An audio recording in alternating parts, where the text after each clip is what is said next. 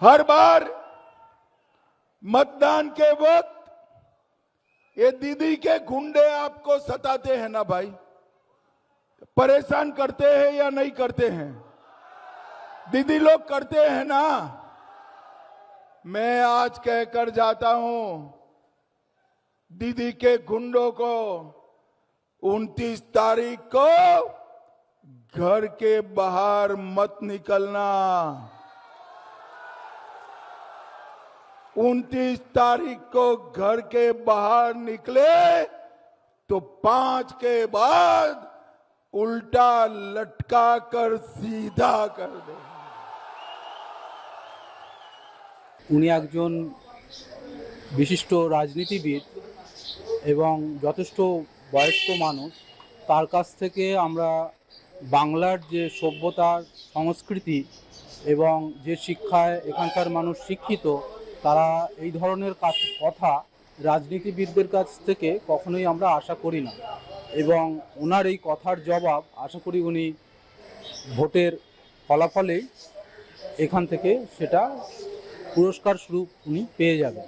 তাই হিংসাবাদী বক্তব্য। আমরা সাধারণত বাংলায় থেকে আমরা যেটা যে পরিবারের আমাদের যে পরিবারটা, সমস্ত সাধারণ মানুষ, আমাদের মুখ্যমন্ত্রী সবাইকে নিয়ে যে পরিবারটা, সেই পরিবারটা কখনোই হিংসার সাথে জড়িয়ে না। সমস্ত জিনিসগুলোকে কোলাবরেট করে সবাইকে একসাথে চলার সিদ্ধান্ত শিখিয়েছে সবসময়। সেই জায়গায় দাঁড়িয়ে হিংসাবাদী এই মন্তব্যটা একটা সাধারণ মানুষ হিসাবে আমি কোনোদিনই গ্রহণ করতে পারবো না। আমরা চিরকাল আমাদের এই রাজ্য শান্তিপ্রিয় ছিল, এখনও শান্তিপ্রিয় আছে এবং আগামী দিনেও শান্তিপ্রিয় থাকবে। একজন সুপিরিয়র লোক এইভাবে বলা উচিত না। আমার তো মতে বলে ওনার নামে মাস এফআইআর করা দরকার সর্বত্র থানায়, হ্যাঁ, যাতে উনি এরকম বক্তব্য হিংসা ছড়াবার বক্তব্য আগামী দিন যাতে না করতে পারেন। আপনি বলছেন 4 তারিখ 5 তারিখের সময় ওখানে গিয়ে আমি উল্টো করে ঝুলিয়ে মারা হবে।